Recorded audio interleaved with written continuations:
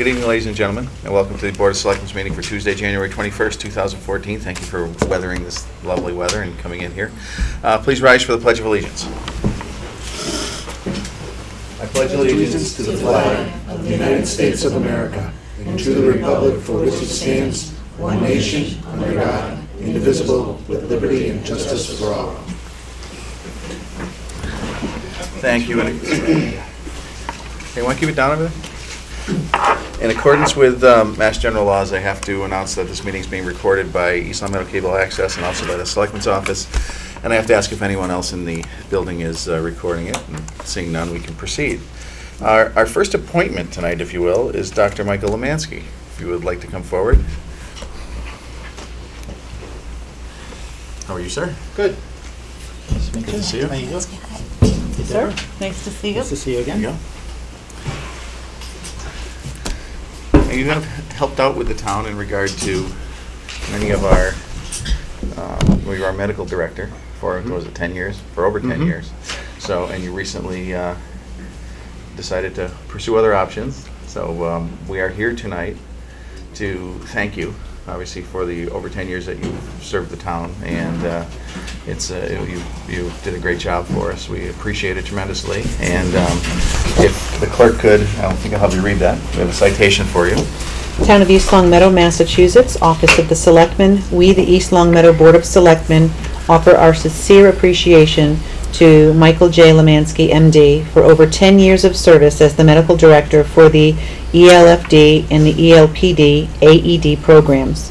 In witness hereof, we affix our hand the official seal this 21st day of January 2014. Thank you. And also, I believe, if the chiefs would like to come up. Sure he will. I realize they're new knees, but you got to get used to them at some point. So. If I could just, a little bit of history, briefly. Are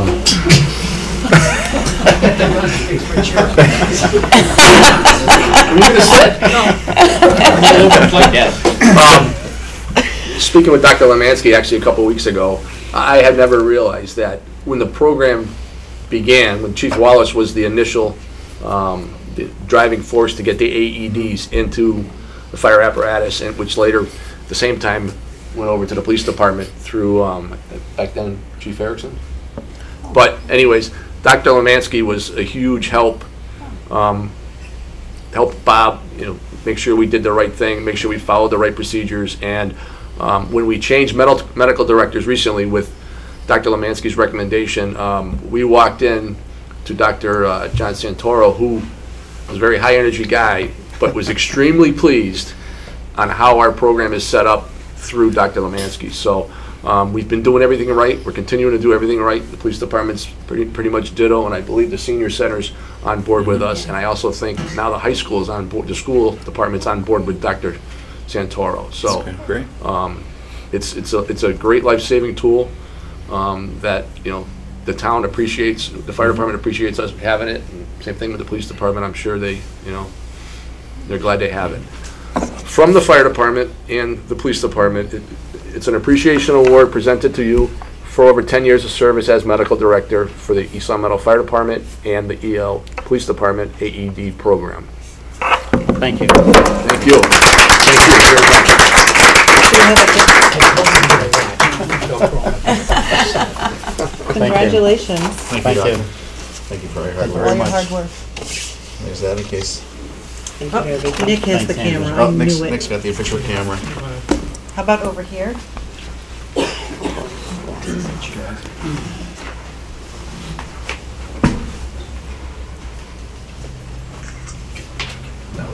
Okay. So that way a little bit, that way we're not behind the chair. I know. Yeah. Okay. Oh, yes. Keep going. Keep going. We kept the correct chair.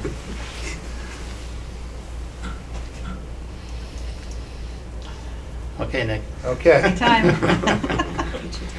he was running a defibrillator, we'd be dead. Here we go. Maybe another 10 years. And One more. okay. No, Yeah.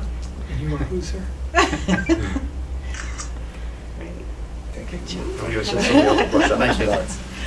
Thank you, Doctor. Just sit there, kiddos. I didn't make a kiddo. Wow. Yeah, Everything was fine. feels good, huh? Actually, if I could, I'd like to take a couple minutes. Sure. To talk about the emergency medical services in East Long Meadow. Okay. Promise to keep it short. So anyways, thank you, Mr. Chairman and the board, and thanks to Chief Mellis and Morissette for nominating me. I really do appreciate that.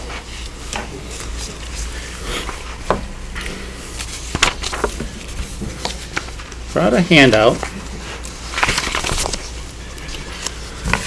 So what wasn't mentioned yet this evening is that East Long Meadow has actually been designated by the state as a heart-safe community. And it's all tied into this AED program that we did. So tonight we're in the midst of a winter storm. So what does it really mean for people who live in the town?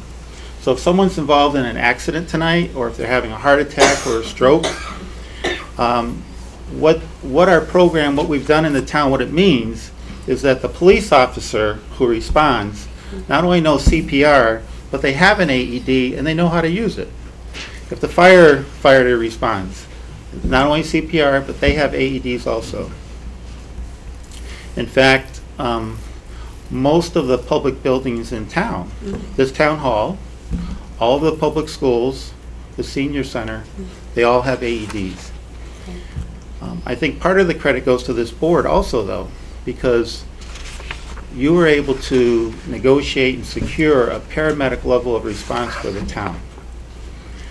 So taken all together, I think we should be very proud of the fact that our first responders can provide the highest level of pre-hospital care to anyone, especially like on a night like tonight. It's going to take 15 to 20 minutes to get to the nearest hospital, or more.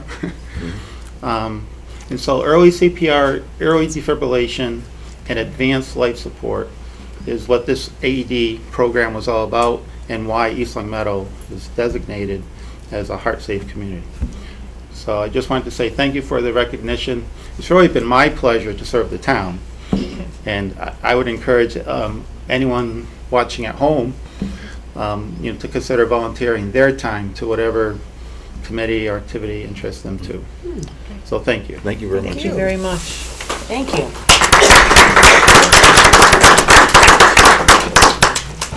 Couldn't let you off the hook, Betty.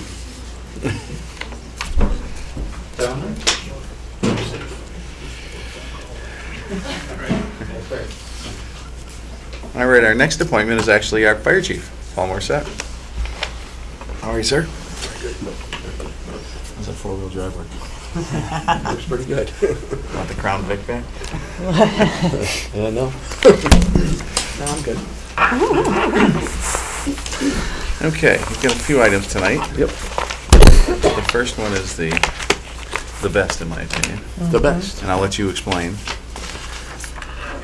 Every now and then in a firefighter's career, they happen upon something outside of their area of responsibility, the town they work in.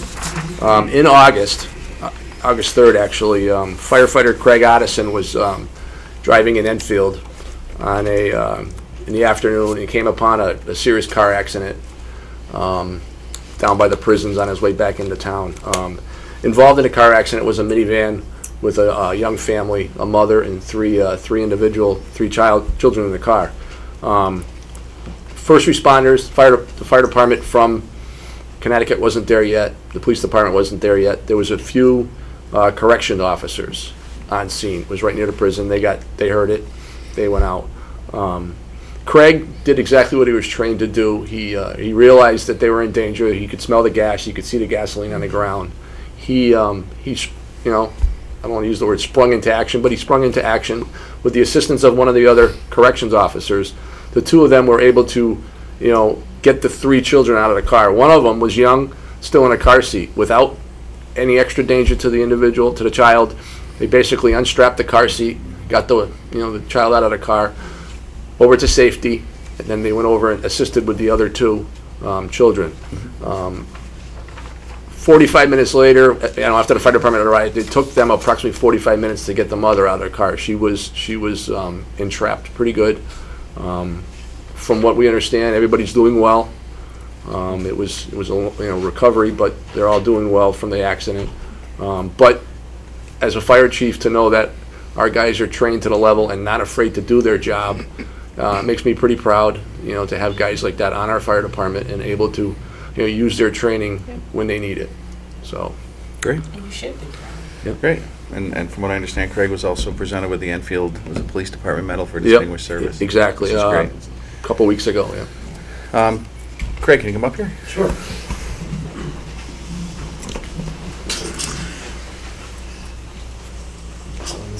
All right, sir. Hello? Congratulations. Thank you. Proud to say I've known this lad for quite a number of years. Anybody calls you a lad is... Exactly. And I'm not even Irish. And once again, we'd like to, for your service above and beyond the call of duty, which I would consider it, we'd like to award you with this citation, which once again I'll have our Town clerk of read. East Long Meadow, Massachusetts Office of the Selectmen, we, the East Long Meadow Board of Selectmen, recognize and commend Craig Otteson, call firefighter, for the assistance he provided at the scene of a motor vehicle accident in Enfield, Connecticut on August 30th, 2013. In witness hereof, we affix our hand, the official seal, this 21st day of January 2014. Thank you. And obviously, as a town, we're proud that we have obviously citizens like you who end up working for the fire department and use your training to help people in their times of need, even when you're not on duty. And it's a tribute to you, it's a tribute to the fire department, and it's a tribute to to your parents, whom I've also known for 4 or 5 years. Okay, 20. But we're all very proud of you, and we're very pleased to be able to give you this citation tonight. Thank you. Thank you very much. We'll take a picture. Thank you. Sure. Number 2. Mom and Dad want to be over here? No. Oh, come on. She got battery tonight? She got battery tonight?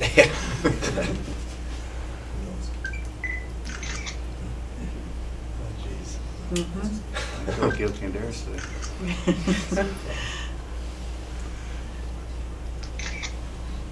Thank you. Congratulations. Congratulations.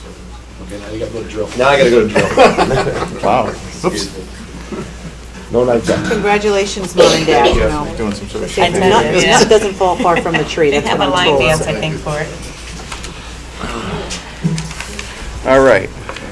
Thank you. You You too. too. Congratulations. Congratulations, Larry. All right. Next item is the Oh, we have a grant. The grant. Good news for the town. As in the past, the fire department was awarded its share of the Student Awareness of Fire Education grant. Usually floats anywhere from $4,000 to $5,000 average a year. This year we were awarded $4,686. The monies helps us with the program that we provide to the school-age children. We get into the schools from kindergarten up to 7th, 8th grade sometimes, and we provide them with some fire education programs. Last year we were able to purchase some up-to-date DVDs, the new fire themes, which will probably continue that cycle, stay with the theme that National Fire Protection Agency promotes every year. As a bonus this year, something that the Fire Marshal's Office and the Department of Fire Safety began was a senior version of it. They've noticed an increase in kitchen type of fires and elderly fire safety issues that they're concerned about. So we were awarded $3,018 to begin to put a program together with that. Exactly what that details, we need to iron that out with Carolyn at the Council on Aging. It could be a few classrooms sessions for the elderly during lunch. It could be some free smoke detector inspections with some replacements if needed in carbon monoxide detectors. This one of the nice things about the state is there's a certain set of guidelines but you're not forced into one or the other. So it gives us the opportunity to kind of tailor our own program to how we see fit. So, Perfect. So perhaps Fabulous some- news. Yep. If it's very perhaps good. some of the centers that we have around, we could do something with them. yep, yep. And as far as the training, if I remember correctly, a couple of years ago, there was a young child who went to one of our public schools, and there was a fire on their porch, and he managed to Yeah. wake his family and get them out of the Right. house. Yep. And he was one of the people who had gone through the Had gone through training it. in the school, so And we- it and I does think work. The following year, we had another one. Mhm. She had there was a fire in their kitchen at the house, and she was the one who was able to, call 911 and get Mhm. her siblings out of the house. Yeah. So Those are great stories. It definitely, it's a plan, it's a program that has paid off immensely for the payback that, they're getting. Right, great. Well, congratulations. Thank you. To us as well. Yes, the next item is, there's, Goodwill wants to put a container on your property. Yeah, I received a visit from Mr. Manzi from Goodwill Industries. They were given a grant to purchase a few more collection bins. His thought is, they have a few at the other end of town. His thought is to put one on the Route 83 corridor, just to make it available for the other end of town. I told him first of all, I'd have to bring it forward to the board. I spoke with the planning board also. Part of the concern with the planning board is it's not allowed in a parking spot. So as far as location, I would still have to coordinate that with the planning board. I didn't want to go any further until I had the Board of Selectmen's blessing. Okay. If it's something you guys, it sounds like the program's pretty put together. They until they know the schedule and the cycle, they'll visit it 2 to 3 times a week for pickup. The fire department will have emergency contact numbers if somebody drops stuff off and it's overfilled and it needs to get picked up right away. It happens. Yeah, Not right. good at all. So I'm Exactly. curious about the regularity of the other one filling up. Exactly. Yeah. I'm Have not, there been any problems with the other bin? not that Other bins? I've been aware of. I'm not Okay. sure if the police chief's had any concerns. Where exactly are they? I don't know where the other ones are. Is there one at CVS? I'm not sure. I'm not sure if that's a Goodwill one. There was a drop-off box I know there's there. drop-off box at that first house as you come into town. It used to be a real estate office. I think it still is, right before Villa Napolitano, but that's some group I never heard of, Planet something. Yeah, yeah. Yeah. I was going to tease you because I can't resist the opportunity. I noticed you said the bin would be about a quarter of the size of a parking lot. I figured that was parking space, so I corrected it, because, as I say, that's a one-take Yeah. bin. Yeah, it's huge, Yeah. yep. It's funny, because talking to Mr. Manzi, they take anything and everything now. They recycle everything. They Old sure do. mattresses, which you didn't think you'd ever be able to use, Right. they recycle them. Yeah. They take it down, they strip everything off, and everything goes in its own Yeah. separate direction. And everything. It provides a lot of work for people who would otherwise be Provides a lot of work, unemployed. and also what they do with some of the material that you would, like you said, because you got mismatched socks, we'll take them. It gets broken down, and they make nylon material out of it for tenting and webbing and all different stuffs all across the world. It's pretty interesting. they went from having many dumpsters at their facility for getting rid of stuff that they collected to having one. And that's their process. Yeah, so. Is there, through the chair? Sure. Is there any way possible that you could just, before we connect, check and see what the regularity of those other bins are and where they're located? I can do that, yep. Just to So be I'm sure. in, so I guess perhaps, just for the record, I'm in favor of it. I think it's a wonderful idea. I just would like a little more information. Yep, The I other one understand. is emptied every, 3 weeks. Is there a necessity? If it's Right. emptied all the time and we would find value in having it, then I support it 100%. Yep. I'll double check, I'll talk to Mr. I Manzi. appreciate that. He's willing to come in and speak with the board also if they so desire. And also, maybe get an idea based on the planning board, I will, where you yeah. put it in the Yeah, I'll lot. start What moving added forward with that. concerns are you going to have with the box in the back and people dropping off and I kind of like, liability and- initially, I kind of like the visitors parking lot. Again, it's close to the street, excellent visibility for somebody driving by, but also good visibility for the police department and a little Right. security. Yeah. Right, people aren't and- rummaging around in the back Right. when you're the, Yeah. And we wouldn't, and also, just a question, we wouldn't have to have any additional coverage for Absolutely that not. additional, No. you know, because it could be quote-unquote a fire hazard. No, absolutely, it would be far enough away from the building. Okay, Very good. just checking. okay, now, the next item is a letter that was sent to us and also sent to you. Now, is that something, Nick, would that be executive session, or would that be open session, or?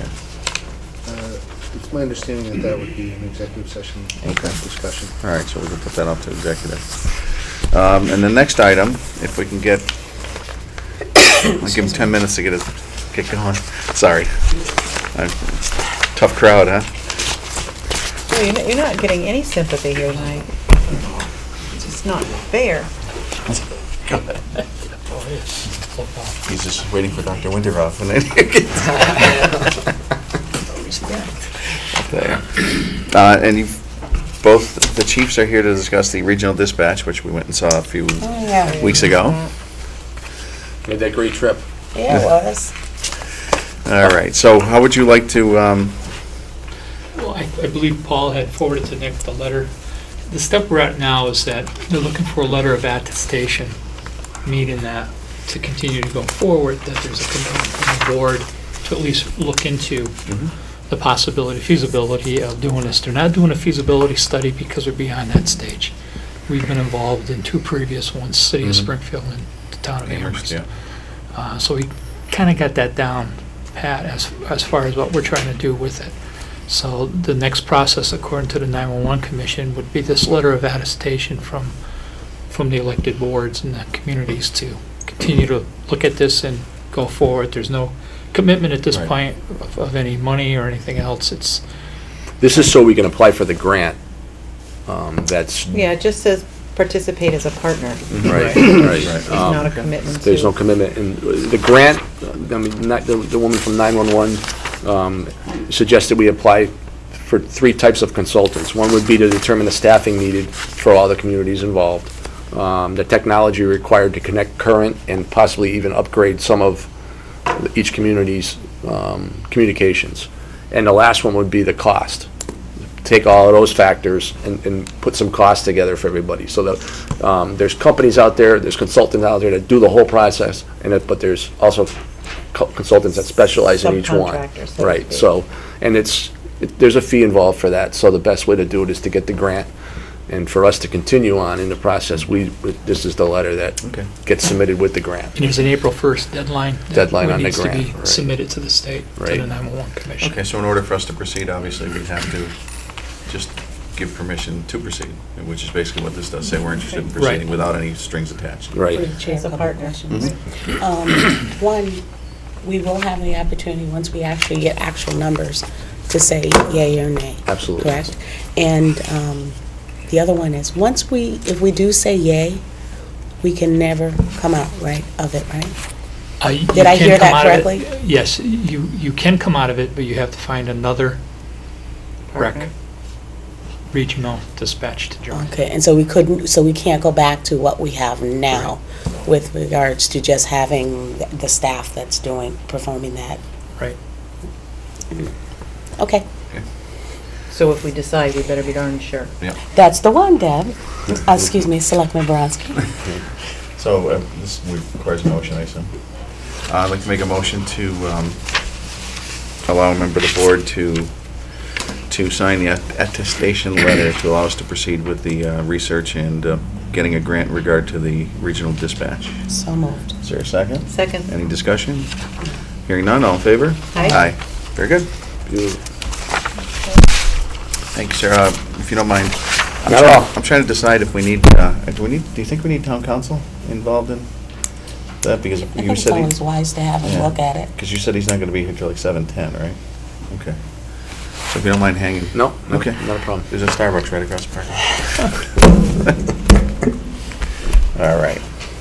Hi, Chief. Hello? And you're already here, and we already talked about one item on your Yeah, list. and the other item is your That's good. budget narrative. I know. Yes, Here, you want it? okay, you do have it, right? They're over there in the folder, but I would've got stuck in the chair again. Are you supposed We to can be get you one of getting those stuck police at chief this chairs late that date, lift. I Chief? don't know. No, it's just cold weather. Yeah. The oil froze. Wait till tomorrow. Kind of, it's self-explanatory what I've written here. We can live within that 1% of the budget this year due to the retirements that we have pending. The other side of that is with 2 supervisors retiring, we're going to need 2 new police officers. So I'd like to, at a future meeting with the board, to look to the future and try to get something going. So we have one sergeant retiring in December. The other sergeant's retiring either March or April of 15. It's going to give us some time to get people in the academy, and that way there we can, when one goes out, we can make a promotion, and we can get the Not be in patrolman a in hurry position. and take to- our Yeah. time looking at folks, yeah. And as we attempted to do in the past, be proactive. Yes, yes. And if I remember correctly, it's a 20-week academy, plus there's like another 6 weeks of training, so you're looking at half a year. 6 weeks, and plus with the 911 certification and training required there. Okay.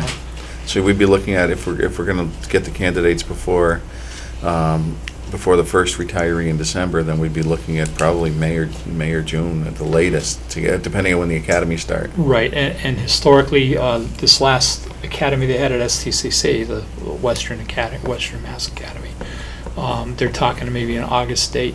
Okay. I mean, I'll try to get a more accurate date, Mhm. and see if we can get it going there. Okay, great. Good timing.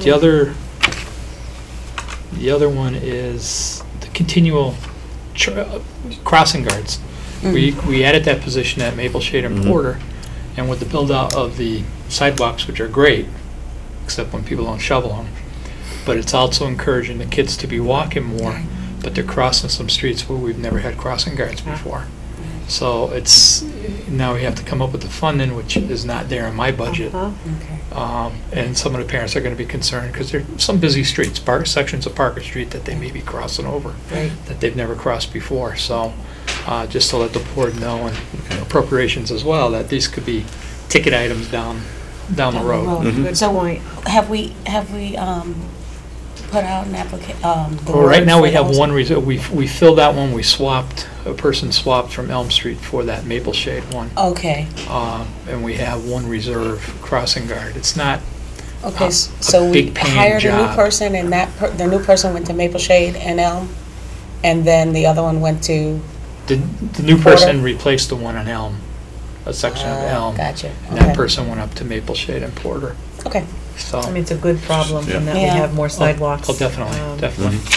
And the other item is I'm looking forward to continued training, to get programs. The state has stepped away from it being a mandate. We had tried to task the state with, seeing as that you're wanting us to do this, so many hours of refresher training every year. That sounds like an unfunded mandate, and we were told basically they weren't going to support an action in that vein, as we had tried to get into the, I believe it was the Inspector General's office to say, hey, or I'm sorry, to the, who's Ms. Bump? Suzanne? Suzanne. The Bump. auditor? Yeah, Suzanne Bump. To say that, hey, this is, you're making us jump through these hoops and do this and do that. You're requiring it, but you're not going to fund it, so that's, but that's kind of died. But again, the education, it's, like I told you at the appropriation, or at the budget hearing last week, to send one to training, I need to replace that one. Right. So it's a one-on, it's Yeah. one-to-one, there's an expense involved in it. Mhm. you have the good news is you'll have a new administration coming in soon at the state, on the state level, so True. maybe there'll be a new ideology coming up. Hopefully. Yes, true. Just out of curiosity, the crossing guard. What is the crossing guard's official title? Crossing guard. Just crossing guard? Okay, I was hoping there was a word school was in front of that. Oh. When I'm looking for I funding. know what you're thinking about. Just the thought. Right, Okay. right. No, I Since it's It is. it's for the benefit of, really for the 99%. mean, I can research that. I mean, it could very No, well I be was just, school I was crossing just guard, trying to make a but- point. Yeah. Okay. And again, this past budget cycle Be nice. was their first pay raise that I'm aware of in the 8 years I've been here. Mhm. These folks are out there in all types of weather. It's not because my wife's a crossing guard as well, but She's in they Springfield, do. so, you know. But they do. They're out there in all kinds of weather. Yeah. And again, the downside is when they're not available and we don't have a spare, it's a police officer. Yes. So it tasks our resources Right. to provide their safety as well. So, Great. Great. all right, Thank you, sir. Thank you, sir. okay, thank you. What's going on? Take care. There weren't any recalls on that. I don't know. Oh, I think they recycled out of here. They used to be a, Take they used to be a care. Yugo.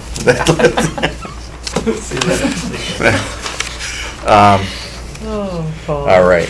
Now, we've got, Mr. Chairman, if I could, would you maybe want to consider taking item number 17? oh, I'm I sorry. should have mentioned when Chief Malice was here. Chief, don't go anywhere yet. This is for Oh, both chiefs, thank right? you, yes. Sorry about that. So, thank you for. Could you both come up here for another second? You can stand if you'd like. Yeah, it takes 2 seconds. We're actually, one thing we did was the temporary appointment for temporary emergency management director. Yes. So our current emergency management director has some personal issues that are going to require him to be in Boston for some time, and he's just being considerate and concerned that if something were to take place and he was in Boston, he wants us to be aware, and we thought perhaps we could appoint one of you temporarily. You know, when you do this first, you're out, so This is where the gun That comes wasn't me. out. That wasn't me backing up either. I should have given the chair earlier. Payback is, you know what. Yeah. It's That's very, fine. very temporary. He's No, just I understand. That's got fine. an issue with someone who's ill, and so. Yep. So we would like to officially appoint you the temporary emergency management director. Very, very brief. Okay. All right, is that subject to a vote? I would think so. I would think I'd like so. to make a Just- motion to approve Chief Paul Morissette to be the temporary Temporary. emergency management director. So moved. Is there a second? Second. All in favor? Aye. Thank you. Thank you. It's an We'll let you know the minute you're off the hook. As I say, it's an unpaid position. Thank you, Nick. All right, now, Nick, if I may ask you, our next 3 appointments, all in one way or another, going to be tied into our town attorney, I believe. Yes. So I don't know if they would be willing to hold off, unfortunately, for a while, because he's not going to be here till 7:10 or so. Actually, we only have 2/3 of our appointments here. Do you gentlemen mind hanging around for a little while, just because the Toms? The Toms. Because We'd we like our need, we attorney. need our town council for things, partial things having to do with both of you. And he's not gonna be here till about 10 after 7, unfortunately, from what we understand. That's okay. That's what you need. Okay, thanks. All right, so we'll move on to, I'd like to make a motion to approve the open session minutes of November 5th. So moved. Is there a second? Second? Any discussion? Hearing none, all in favor? Aye. Make a motion to approve the executive session minutes of November 5th. So moved. Is there a second? Second. Any discussion? Hearing none, all in favor? Aye. Under old business, we've got the departmental budgets. First item is a recap of the January 14th meeting, which basically, I don't know if you want me to recap, or if you want to recap it. This was really for the board, if you had Mhm. follow-up discussion that you needed to have on certain budgets, and so. I believe we do, so that leads to item B, which means we'll probably hold off approving the budgets until we get all the questions answered, so we can just approve them all at once, Mhm. if that's okay. And then we have a meeting with appropriations on February 20th. You won't be here, right? Okay. So we have a meeting with the... Okay. Well, are you going to Skype in, Deb? I can. Yeah. I can. I can- Someone can. I've Absolutely. Skyped before, so I'll as get long it- as you I'll can. get it set up for Oh, you. is this Sure. our meeting or their meeting? Can I- This is a meeting with it's the Appropriations Committee meeting on Thursday, the 20th. Okay, Well, then so I you don't may- have you may to not step have You to, don't yeah, have 'cause to, it's but not if you ours, want yeah. to, I'll certainly put you, All right. got a little experience Put in my little that. face up there. I certainly will. All right. And the next item, Nick, is the Appropriations Committee budget calendar. Right, and in your scan, it's a little bit, a couple pages out of place, but just want to bring to the attention, there are departments under the Board of Selectmen's jurisdiction that are going to be meeting with appropriations. For example, IT is meeting with them on this Thursday. And appropriations has made a request that a board member at least attend that meeting with the department head. And then there are other meetings upcoming, police and fire, for example, and then again on the 20th, there will be the remainder, if you will, of the Board of Selectmen budgets. Right. So they're looking for board representation as well as department head representation at the meetings. Through the chairman. Mhm. So Thursday evening, they are meeting with IT and Ryan, I am his liaison. I can with confidence say that he and I did meet Mhm. and go over his budget, and when he explained, he basically cut one big chunk of that calling service out of his budget, explained it very well to me. I cannot be at that meeting with him on Thursday night. I'm happy to send a note to the don't mind Appropriations meeting there. Committee, letting them know that I Sure. have sat with him and we've reviewed it, and, Well, I don't mind going on Thursday, that's not a, you. but certainly I would definitely bring your note along with me. okay, so I mean, we talked about the budget when he was with us at Yeah. the last meeting, and he did take the initiative to meet with me prior to that. It's Yeah. pretty straightforward, so. Yeah. Now, this budget calendar, now, these are the dates that Appropriations is meeting with, because it looks like on the 20, I'm just noticing, it looks like on the 23rd, it says planning, 23rd of, January. It says COA conference room, Yep. 6:30 PM planning. Yes. So that should be IT? IT is also, Oh, okay. So does that mean on, like, on the 30th, is it just, police and fire. no, it's February 6th. Oh, Is the 30th just assessors? that's how I took it. Okay. Yep. Okay, so I will plan on, I'll plan on being there on the Okay. 6th, because that's, police and fire. that's, both of those are budgets that I've done. Okay, I don't have that. If it's in the, It's in, Yeah, yeah, I'm it's- looking. page 37 of 61. and then I should be able to be here, Thank you.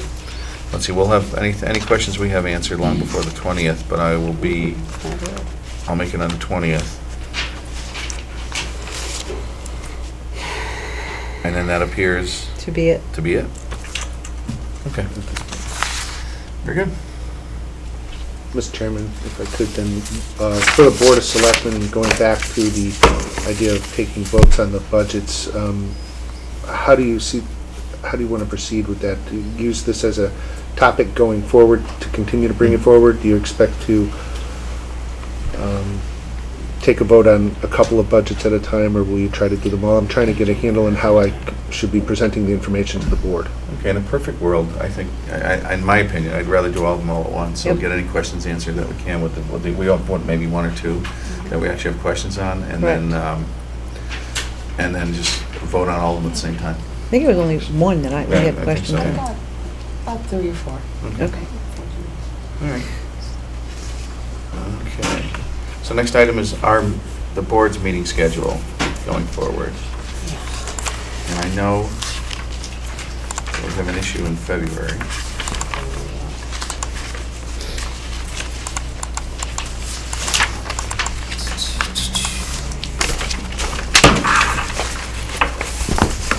So I won't be going anywhere till the end of April, so.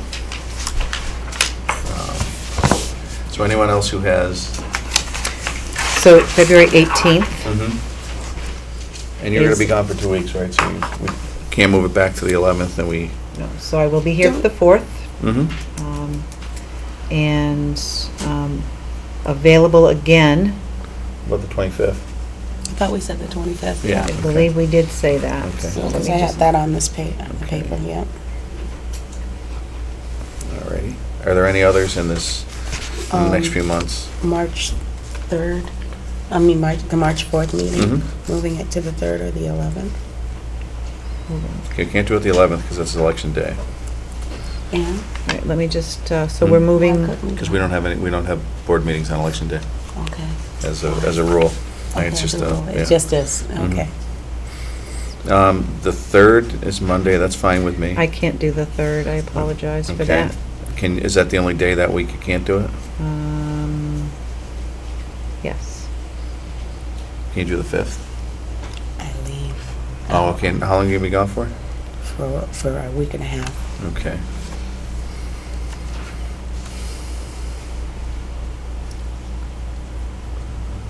So let's see, so you'll be gone from the 5th through basically almost to the 18th almost. Mhm. Okay. Why don't you just go ahead and, As I say, I'll Skype on that one since we can't do it on the 3rd. well, either that or we could just, I know it's a busy, sort of a busy Can we time. move the time up? Can we do like, can anybody do a noon? On the 4th? Yeah. Yes. So I can do, because we're not leaving Can we until do that that? evening.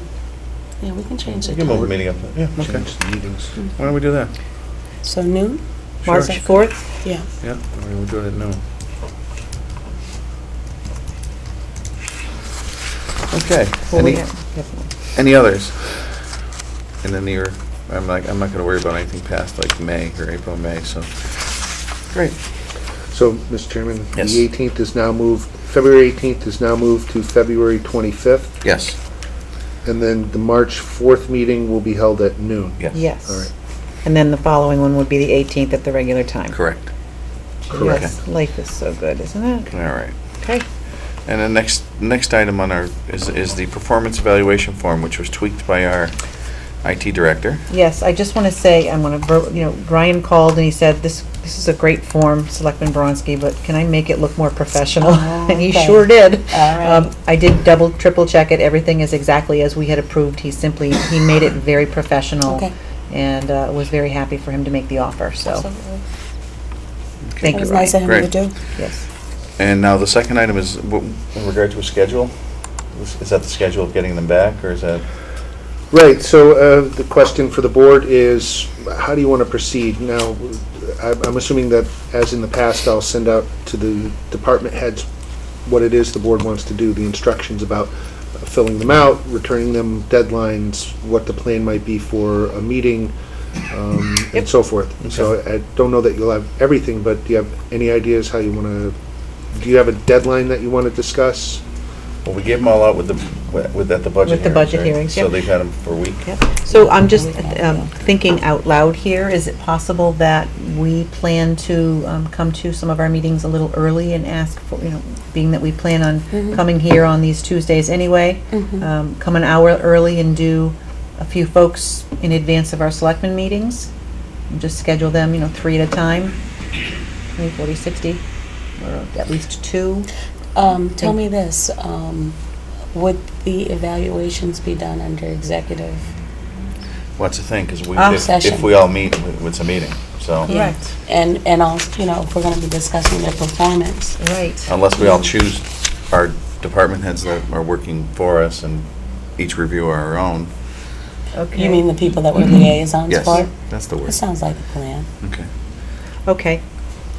So we've asked each of them to complete the evaluation Okay. on their own, and then the next step would be for us to meet with them with our own assessment of what we believe, and then you come up to, you agree together that, this is, because there'll be an opportunity for someone to enlighten you about things they do or don't do that you might not know. So it's an educational process too, when you're going through the evaluation process. Exactly. So what I hear you saying, Selectman Brodsky, is that we're going to meet with the individuals who we are liaisons for, get the information, and then we will come together because we're all going to fill out an evaluation for each individual, correct?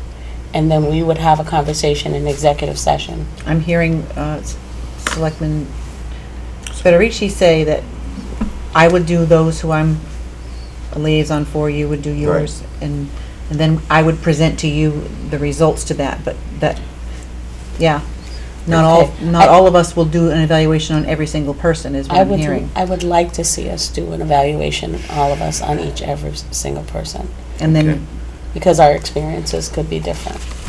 True. I I mean, want to be well-rounded. I Okay. I'm don't not disagree, no, I agree with Yeah, that. I'm not saying that we all need to meet with that person. I think because they're going to do the evaluation first. Yep. So we'll get the information from them.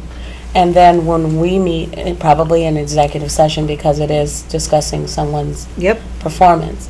And then we'll come to a consensus and then present it back to the individual.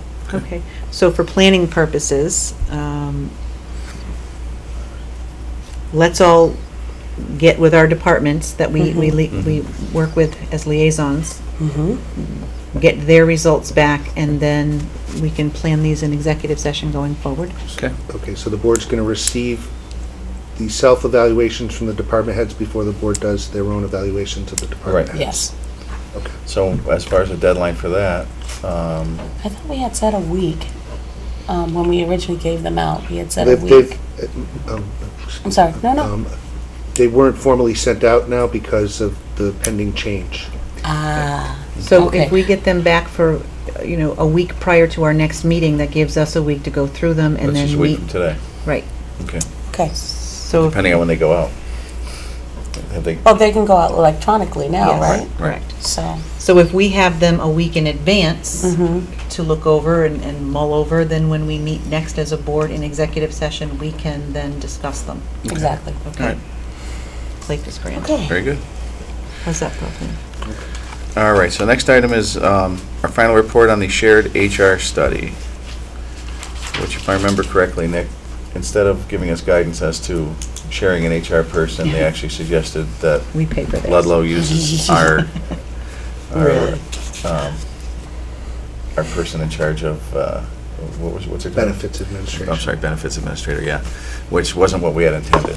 It sort of defeated the purpose because it was going in the wrong direction. And just to let the board know, last meeting, I know we had heard that Hamden had expressed interest in possibly taking part in it, and I initiated a discussion today with Selectman Flynn from Hamden as far as he's going to go back to his board tonight and discuss the fact that we had discussed possibly sharing an HR person. We had a discussion today, and he's going to go back and tell his board, and I'm telling my board, and from there we're going to get some ideas and see what we can do to hopefully make it happen. Okay, item 13 we're going to table. And What was that, by the way? It's a letter welcoming, a draft letter welcoming citizens. Oh, Yeah, for the- okay. Like yeah. the welcome basket? Yeah, yeah. Okay. And next item is there's a draft of the annual report, and this is Nick's chance every year to basically review the facts that have happened, and we have input on that as we see fit, as far as our own personal observations on the year that was. So I'll let you continue on that if you. Well, what you have here in the Selectmen draft, I had a little bit more time to work on than Board of Health one. But they're both presented as just ideas for discussion, highlights of the year, activities of the board, etc. And so what I'm looking for to try and help the board, craft these is your input as much as possible, and for me to take from that and just, frame it in such a way that you can edit and work with it as you see fit. Mm-hmm. I mean, they are the reports of the board. Okay. This is the start, and what I would ask the board is to keep in mind that I would appreciate if this could be done for all intents and purposes, by mid-February. Okay. The deadline for everyone to submit theirs is next Friday, the 31st. And we get down to running into, just scheduling-wise, trying to get the annual report and starting to work on the town meeting gets a little bit hectic. Okay. No problem. Thanks, Nick. Thank you. Under new business, we have a request from Father Peter Swire from St. Mark's Episcopal Church. Let's see, for a one-day liquor license and entertainment in conjunction with a concert. So I'd like, and insurance is on file. So I'd like to make a motion to approve a one-day liquor license, beer and wine, on Friday, January 24th, from 7 p.m. to 9 p.m. at St. Mark's Episcopal Church. So moved. Is there a second? Second. Any discussion? Hearing none, all in favor? Aye. Aye. And also, I'd like to make a motion to approve an entertainment license for the same time for the same venue. So moved. Is there a second? Second? Any discussion? Hearing none, all in favor? Aye. Aye. And next, we have a request from St. Michael's Knights of Columbus for a one-day liquor license, February 7th, from 5 to 7:30 at St. Michael's Community Center on Summers Road in conjunction with a pasta supper to benefit the East Long Meadow Scholarship Fund. And their insurance is also on file. Is there a motion to approve the one-day liquor license? So moved. Is there a second? Second. Any discussion? Hearing none, all in favor? Aye. Aye. By the way, Dan, since you got here late, the only reason we're waiting on you guys is, Okay. No explanation. Okay. We'll go to the Board of Health. Okay. You caught me off guard just a little bit there. Sorry about that. Okay, today, I just wanted to report that Sunny's Mart, myself and the health agent did go to look at some, because hasn't had a new proposal. Everything looks fabulous in there. We were so pleased. And so she has made the recommendation that we go ahead and approve pending a final approval once all of the work is done. And he still hasn't, but the violations have all been resolved. Good. Okay, great. And it was a very positive meeting, so that went very well. So, and you have before you the fire department's recommendations as well as the planning board recommendations. There was conversations with regards to the table that was there, but he assured us that the table was not going to be used to eat product that he had prepared. It was going to be simply used for the keno, which he has already had set up there. Good. And so, with that, I'll entertain a motion to have him move forward with his plans and his proposal, pending a final approval by our health agent. So moved. And a second? Second. Any conversation, listen to me. Any deliberation about it? Okay, all in favor? Aye. Aye. And so that carries. With regards to the draft annual report, we just went over that. Is that correct, Nick? We're cool with that? Okay. And then notification of the DPH of the local health internship program. I'll let Nick go into that if he chooses to do so. It looks like it's a great opportunity for us to have somebody that doesn't cost it, somebody come in, an intern, and it wouldn't cost us any money. I like that. Thank you. I bring this to the board's attention. It's something that comes around annually, and it is an opportunity. And in fact, the board was privileged to take advantage of this opportunity 2 or 3 summers ago. And we had an intern from BU come in and work with then Mr. Kowal to talk about regional types of approaches towards health district, which I could share with the board the result of that. And that was also an opportunity for the intern to gain some field experience and had appointments and field trips, so to speak, with Mr. Kanicki and others. So it seemed to be mutually beneficial.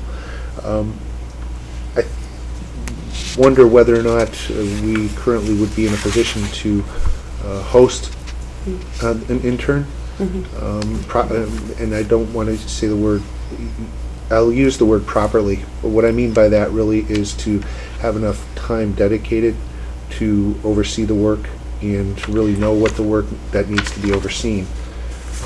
Given that while we have a very capable acting health director with a lot of enthusiasm, with the limited time that needs to be focused on the field work, that would be a concern I have with the board. How many? Oh, go ahead. I'm sorry. So we were just going to ask I that mean, how many question. hours? Yeah. I love interns. And so generally they have requirements in order to get their credits that they have to put X number of hours a week in.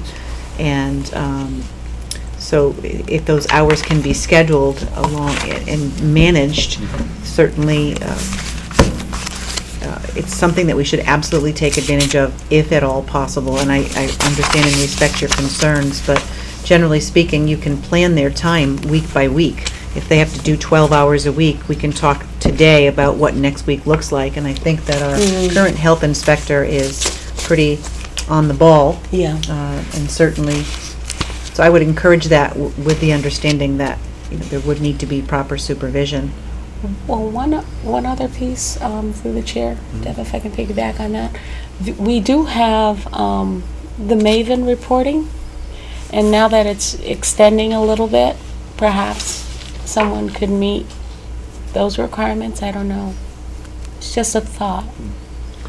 Well, Yeah, an intern wouldn't do that, though. An intern would get their credit and leave, correct? I mean. Oh, no. But you can be accredited on the Maven, and you can be taught trained on the Maven, and she doesn't. She can just be a temporary one. It's not that she has to continue doing it. It would just be added support for us, and it would just add another dimension to what he or she is doing. I see. Just a thought. If we're looking for things for them to do, being supervised, that might be one thing that they might be able to do. But I'm not sure, because you don't know what kind of an intern you're going to get. Well, perhaps and you would this need should- an RN, I would We should be think. talking to Amy about this. Well, Amy would be one piece. That Amy would be the health agent piece. But if we were to talk about Maven, that would be the our nurse. So you would have two pieces if you wanted to split it up. It's just a thought. It's nothing written in stone. It was just a thought. But definitely with the piece with Amy would be great. What I would suggest the board consider then is the intern, at least the way the program worked when we had the intern here, was not an intern in the sense that they work in the office and they help out with Board of Health matters. The intern was a project-based intern that was also given field opportunities, and so it would be more of a situation where if the board had an idea or an issue that it wanted explored, that would be more of the. Thank you for that clarification. So There was a young lady who did a yeah. phenomenal job what was the last project we had done? That was That's the one you were, right. The looking at health districts. districts, Right. yes, How long do we have to decide whether or not we have a project. a project for them to do? Catching me. If you bear with me a moment. I hate It's to right pass here. on Right the up. opportunity, but we want to make sure we do it right.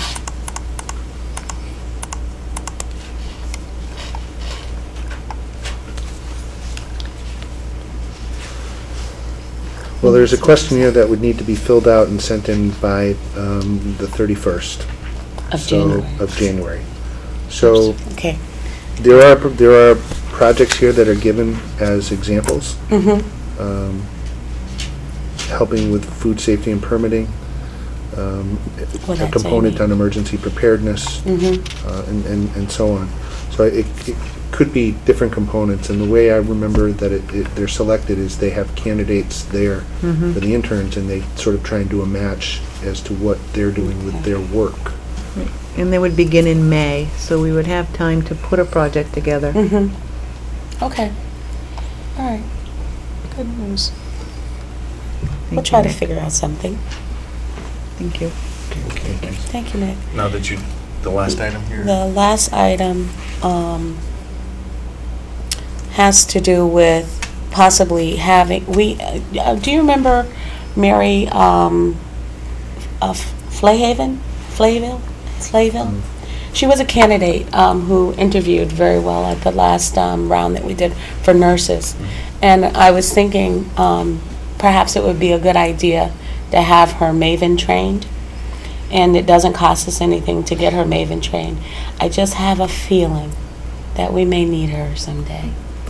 And so with your approval, I would like to go ahead and put that into motion. I have spoken with her, and she said she is willing to do that. Okay.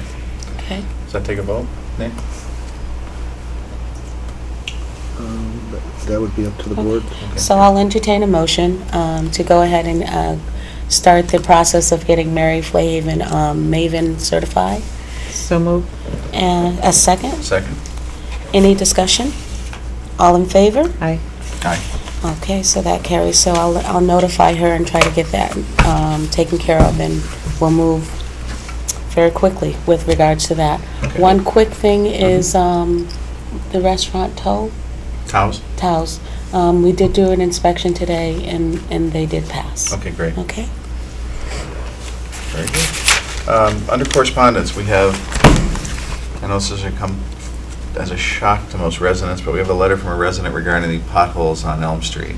I think that's been an ongoing problem for, 15 years, 10 years? We're trying to get state money to get that fixed.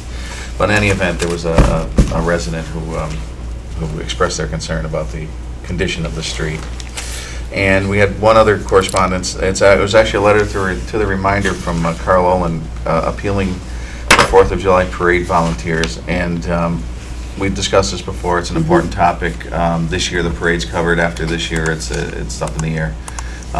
They're losing 9 out of 10. Besides Carl, they're losing 9 out of 10 of their board members. The only person staying, I believe, is the music director. So they're looking for people to help, or the parade may not be able to go on. So I don't know if, I think it's important enough. Do you mind reading that into the letter that Carl wrote to the reminder, reading that into, just Yes. because? If I could vote, that number should be the 5,400 extension of 1100. Need to speak with Mr. Oliver. 1,100? Okay. January 15th, 2014. Last November, a letter was published in the Reminder as to the serious concerns regarding the future of the parade. 9 out of the 10% present members will be resigning after July 4th due to issues such as years of service, age of members, more non-resident members than town residents, family and personal commitments, etc. Over the years, appeals for new members have not generated the results hoped for, and it is now time for a new group to take over the reins. To that end, however, I have received calls from 6 individuals who are interested in learning more about how the committee plans and organizes the parade. We thank those citizens who have contacted us to date, but need more residents to step forth and work with the present committee who willingly will serve as mentors in planning this year's parade. Anyone interested in joining the committee can call Carl Olin at 525-2952 or the Selectmen's office at 525-4500, extension 1100. Thank you. Good. 540. What did I say? 5400. 5400. If you called that other number, I'm not sure who would answer. I apologize. Could be interesting. Okay, our meetings, invitations, and reminders. The Board of Selectmen next meeting is Tuesday, February 4th, 2014, 6 p.m. in the Town Hall hearing room. And the town offices are closed Monday, February 17th, 2014, in observance of President's Day. Now, we've got, I know we're waiting for the town council, but a couple of the people that are here to speak have other items, and I'm wondering if we shouldn't take those, so that way we can just strictly go into executive idea. session. So, Mr. O'Connor, if you'd like to come up and discuss Part B of your evening's entertainment.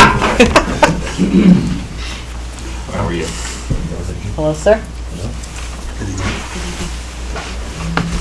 Part B of your Yes. evening's entertainment. I Like did that. like that.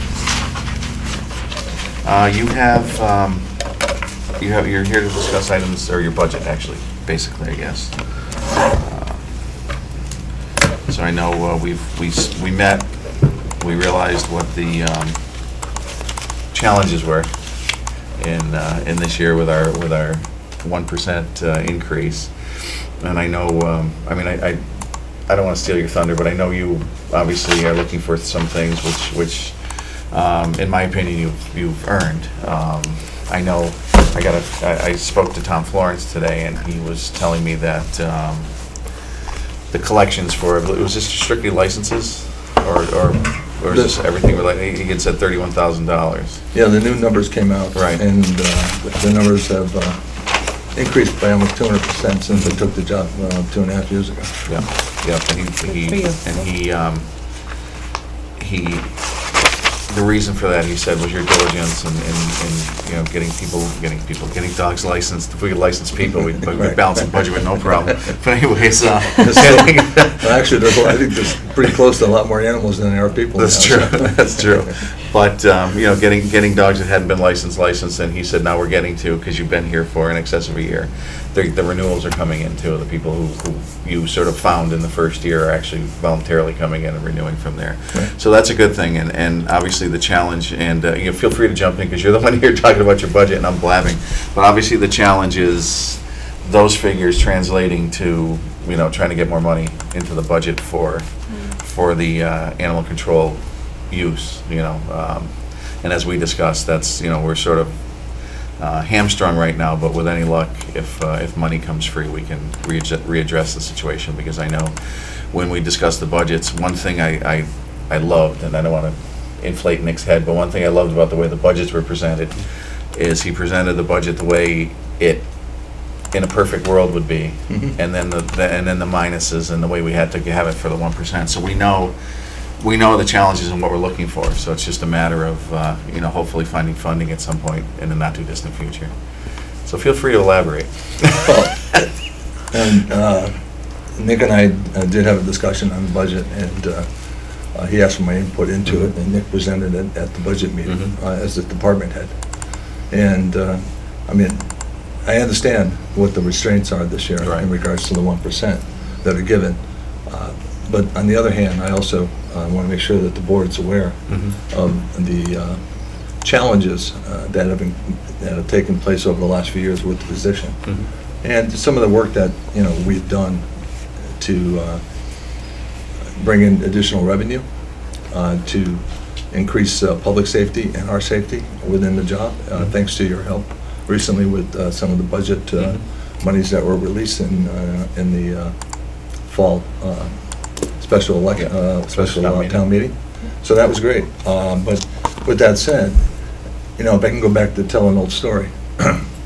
A few years ago, I presented a document to the board at the time, which showed that if I were allowed to do this and given an additional increase to do that, that I could bring in additional income. And at that time, the estimates were anywhere from $20,000 to $25,000 a year, which would more than offset any increase that we're looking for.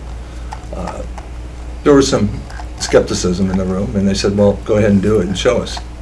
I did it. I showed them. The board changed, and the promises fell through. I did it again this year with the additional revenue brought in. So within the last 2 years, if you look at the increase in revenue changes, they more than offset the cost of any increase that would be presented, that could potentially come up from doing this, which would help to compensate for the current requirements of the job, which are certification and training. The demands in the town have grown.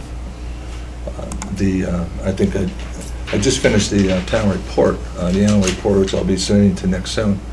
And the increase from 2010, if I can remember the numbers correctly, were there was about 159 incidents in town, calls, complaints.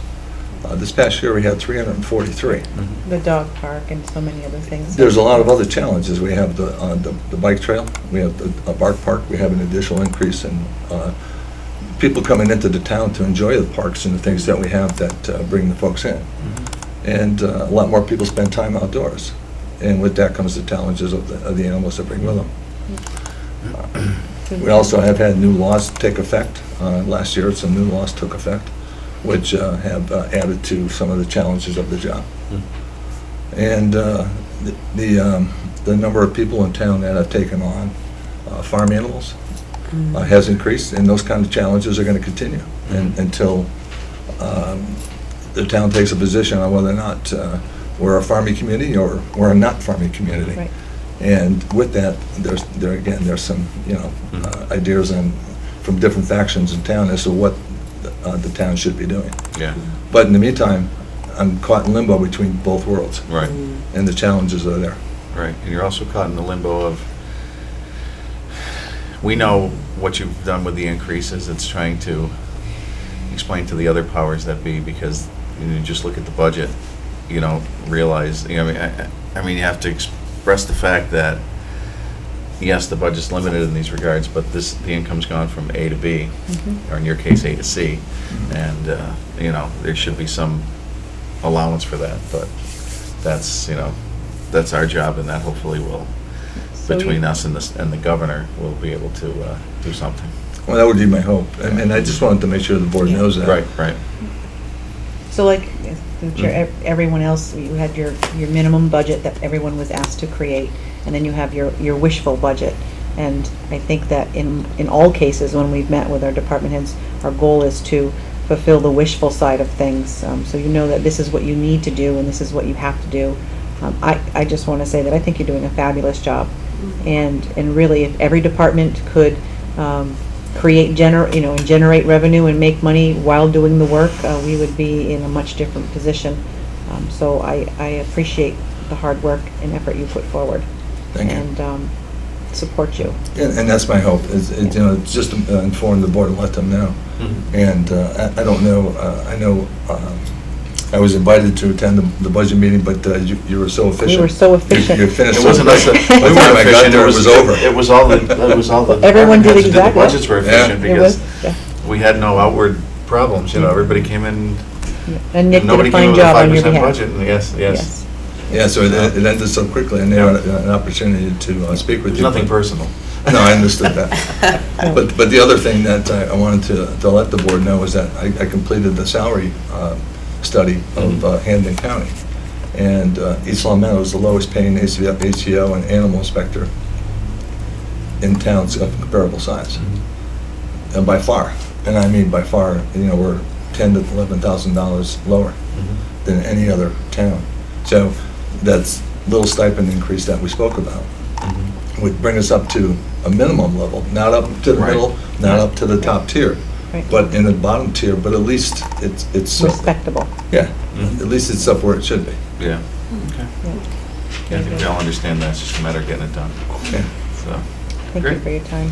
all right, thanks. And like I said, You're welcome. hopefully, I know Well, we've got, it's quarter after, so we should be yeah, I'm either thinking of a 5-minute recess. recess, or I would say if Tom Calianto was here, we could do the budget item, but we can always do that. Again, that was sort of a catch-all in case there needed to be some follow-up Oh, between the okay. board and the town accountant Okay. about budgets. Yeah, I don't think there is tonight. In general? I think- No. Okay, great. All right, I'd like to make a motion for a 5-minute recess. So moved. Is there a second? Second. All in favor? Aye. Aye. I wasn't going to ask for discussion. You ready, Don? Okay, we are back in session. We've got some items here that, the first item, and I don't, they're not necessarily executive, but we wanted our town council here. I'm going to invite Tom O'Connor back up to discuss the vehicle use policy. Hello again. Hello again. Nice to see you. Nice to see you again. Don't handshake lots of It's been such a long time. expiration periods, they Well, we stay to didn't the give end of him the when he meeting. left though, That's so true. that's kind of like made up for that. Okay, now we had gone over, we had gone through and put together a couple. Do you want to come up here, Jim, or do you want to just, you can stay there if you like. I mean, you're No, come on up, you're Jim. still on Because then camera. he can't hear him. Oh, okay. Francis Ford Coppola said you have to come up here so you can hear you. Well, you're not going to hear much Oh, anyway. that's right. I'm only Listen gonna to his whisper. Oh, are you voice. still You're- sick? Oh. No, I'm not sick. I'm You not just sick. sound I'm not it. contagious at all, otherwise I Oh. wouldn't be here. I just have laryngitis in my throat, and I just having trouble It's his getting rid of homage to the Godfather. it. So beware. So, in any event, we have gone through trying to affect a vehicle use policy for the animal control vehicle. And we had a couple, we had a long form and a short form, and, But it wasn't just for the animal control vehicle, it was for well, it was more or less. for town-owned vehicles. Well, but this was our first, I think the first stab at it was for the use of it. I know we were talking about it for all the vehicles. And I'm trying to find here, actually, is this something you should be doing, as you say, since you're the, Oh, well, I guess what I was trying to find, it's funny, Nick had found that we had a vehicle policy that was put in place in 2003. Yeah. yeah. Oh, thank you. Yeah, And I've I got had that asked somewhere. though if we had one, and you made me go through all of that. Yeah. Hmm. And Nicole, I know, Tom, you've got some concerns because you spoke to your insurance agent and your attorney. So if you'd like to express, because I've heard two things. One, we had the thing all set. The other one, we still had some questions on it. So why don't you give us your concerns? Sure. And then we'll address those, and we'll go from there. Well, the biggest concern, and to me, which is really a showstopper, is the fact that there's a italics within the accident section. I certainly understand the need for controls, driver qualifications. Those are no-brainer sections. Okay. Some minor questions with the controls and the use of the vehicle here and there, but driver qualifications make a ton of sense to me. Okay. With accidents, the statement that if an accident is determined to be preventable, you will be required to reimburse the town of East Long Meadow the sum of the deductible and the cost of the repairs. To me, again, as I stated in my letter to the board, is unduly transfers the risk back to the employee for something that may not be my fault. Well, let me address that if I might. The purpose of this language is to allow the town to be reimbursed for damage to its vehicle that is the result of negligent or improper operation of the vehicle. So, without this language in there, the argument is made by the employee, well, the vehicle's assigned to me, there's no policy in place, therefore you don't have any claim to recover for my negligence in operating the vehicle. So if there's some language in here that you would like, your lawyer would like to have altered, I think the board would be willing to look at that as long as it's not an extended period of time. I have a question. Do our police officers and DPW people and fire officers, everyone else who drives a vehicle, are they under that same? I So can't if they have an speak to, accident, would they have to pay? I mean, can't speak to yeah, that because I don't know what the language of their Yeah, collective bargaining agreements are. yeah. They have agreements, if it's not an existing requirement now Yeah. in the operation of the departments, then the short answer to is no. Because if you're going to institute a new policy, you now need to bargain over that new policy with your union employees. Right. Here, this is an appointed position, as are the other vehicles that they're talking about, and so it can be put into the agreement without going through the collective bargaining process to do it. And who else has a car who would have this same situation and have to sign off on this, other than Mr. O'Connor? Anyone, my understanding of the intent of the policy when it was drafted, that any municipal employee who was not covered by a fleet, so fire, police, and DPW, would not be subject to this, but a department head who had use of a vehicle from the town. I don't know who has them, but let's say IT did, or the building inspector did. Those employees, discussion was that they would be required to sign This agreement. document. Okay. So other than yourself, Tom, the other people who would be required to sign this are our building inspector? You don't have a vehicle? No, he uses his own vehicle. His own vehicle. IT Tom director. Florence has one. Well, he doesn't have, He doesn't? he uses the car that we're gonna use on occasion, Okay. just to go on trips. Our Ryan? IT? IT director, the building inspector, I mean, not the building inspector, the DPW, what's he called? Superintendent? Yeah. Who else has a car? Now, would this be, when you say fleet, does that include chiefs?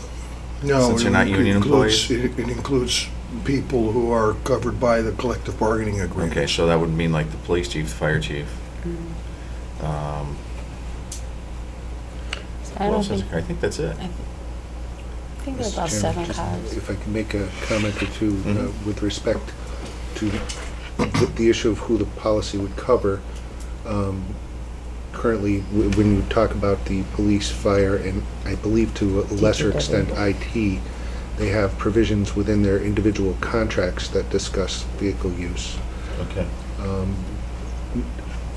Whether or not and to what extent this would override it and be sort of an umbrella, Okay. I don't know. So- But they do have language in their contracts Okay. about use. And the main thing about this was to make sure that the town was covered. Right. It wasn't a personal thing for one individual person. It was to make sure that the town, that if we have town vehicles that are out there and we're paying the insurance and we're covering the expenses, to make sure that we were covered for any liability, and make sure that everything was done in order. And it was something that I was told that we didn't have. Obviously, we do have something like that, and it was kind of interesting because a lot of what's in here is in here in the policy that they had drafted. Also, there may be one or two, or movement of a word or two.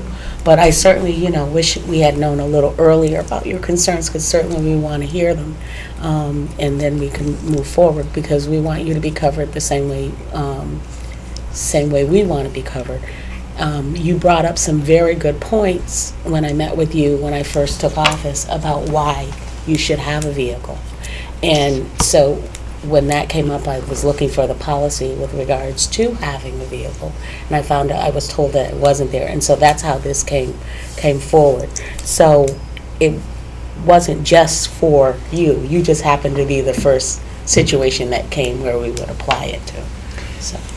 Can I suggest that you ask your attorney what language would be suitable, and we then also look at the contracts with the language that's, so for Ryan, they have contracts that speaks to vehicle use. Let's see, I don't recall that language, and just look at the two of them and see if. But in the meanwhile, we have a vehicle that's sitting there. yeah. I mean, so this has been voted in. We've all agreed on it. But we can If vote it there's- out, or we Yeah, can you vote could- to you- change you- it. Amend it, You yeah. could, Right, you could so- amend it. And so I would hope that you wouldn't vote it out, because then we would have no coverage. And that would leave us in meaning the town, in a situation, and I don't think that would be good for our town. No, not at all, but I think out of respect for some concerns being brought forward by someone who's going to be affected by the policy, if your insurance and attorney have some suggestions for language that they'd be comfortable with, one, and two, we just take a peek at the contract language that already exists to see if it's similar and does really exist, just in a different format. We'll just take it from there. Now, if I may ask, Jim, right now, Tom's using his own vehicle. What's our liability? Good question. We're going to be liable for any and all tortious injury that results from the operation of the vehicle by an employee, subject to whatever insurance coverages we've required him to maintain on his vehicle. Okay. And And- no, that would be obviously injury to someone or, Right, if he runs into someone's car, he runs over someone's pony in the road, hits somebody who's crossing the street.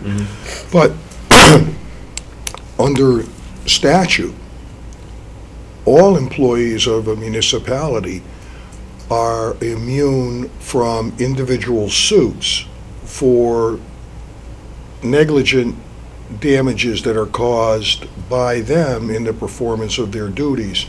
Only the town is responsible. That's every city and town in the state. Okay.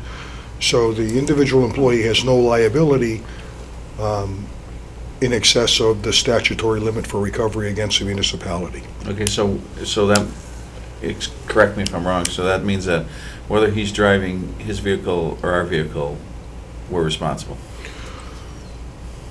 We, being the town. Correct. Well, that's the argument, and what the only thing that I think the old policy has in it, although I didn't read it closely, is language that requires a minimum amount of coverage where an individual is using their own vehicle for municipal purposes, so that in the first instance, the employee's insurance carrier is the one who's going to be being asked to pay for any damages that are sustained. Okay. If they're greater than the coverage, then the town would be responsible, and the insurance company, I've seen them do it, raise the issue to say he's an employee, even though it's our policy, he has no liability, the suit has to go against the town, so we're not going to pay. Okay. But we've required certain minimum coverages because it's sort of a backflow for us to have something to fall back on to avoid having to pay claims for an employee's negligent actions. Okay. But the only thing that this particular language that Mr. O'Connor's concerned about does, what it really says to him is anyone who's under this policy would have to pay any deductible that is applied against damage from the operation of the municipal vehicle because of the negligence of that Right. operator, and any cost to repair that was not recoverable from the town's property damage insurance on the vehicle Okay. that's in place. Okay. It could be worded to be more clear as to what the cause, that it would have to be negligence of the employee that would trigger that. I think that would But be, that's not a huge change in the language if that's a concern. But So other neg- than that, so the saying letter neg- seemed to indicate that there were a number of issues. So other than that issue, are there other problems with the agreement in your estimation? I don't, I mean, there's a few minor word changes that I'd like to see incorporated, and if I can, just take a moment and explain that. The use of the vehicle, the use of my current vehicle, and the use of the town vehicle for the purpose of animal control is one that requires dangerous operation on roadsides. And I want to make sure that the board's aware of that. We don't go from parking lot to parking lot. We go to North Main Street during busy traffic hours. We use the vehicle to shield myself and an injured dog in the road, which I've done on a few occasions, so that people have to travel around me and the road is narrowed. If I'm struck or if the vehicle's struck, is that according to this, that's preventable? If I didn't park there, it could have been prevented. So, We've talked about Okay. addressing that issue. That issue is negligence in Right. operation. So if you give me your attorney's name, I can call and we can work out the language. Yeah. But if there are other issues, other than specific operational issues with the language, your email seemed to imply that there was a host of concerns that you had well, regarding the mainly just in one area other than that, is the controls. If I'm out in the call and I want to stop at the bank to get some money, is that okay? If I'm out in the call and I'm heading home, can I stop at the grocery store? Or does that mean I have to go back home, park the vehicle, and I guess the first question would be, can I take the vehicle home? Or do I have to house it at the police station to drive my vehicle from home to the police station, retrieve the vehicle, go out in the call, bring the vehicle back, and then go back home? That's a policy that if that's an issue, should have been raised or could have been raised some time ago. My understanding was that if you're getting a municipal vehicle, it's at the police station or wherever you're going to store the vehicle. You would drive your vehicle there, pick up the vehicle. You're now on the clock. You're now like every other municipal employee. You're working for the town. You're not supposed to be doing things for your own benefit on the time that you're being paid for by the town. So, no, you shouldn't stop and get a coffee except on a coffee break. And you shouldn't stop to go pick up dinner at Bertucci's to bring home. But it happens, and people don't complain about it, but if someone wanted to complain and make an issue about it, then it would be something that the board would have to address.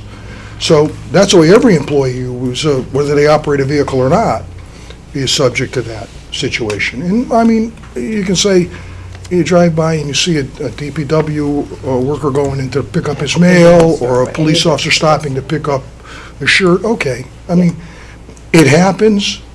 People don't get bent out of shape necessarily over one incident, but if the car's parked in front of, the Home Goods for 4 hours while you're in there shopping, yeah, you're probably going to get a complaint and there's going to be an issue.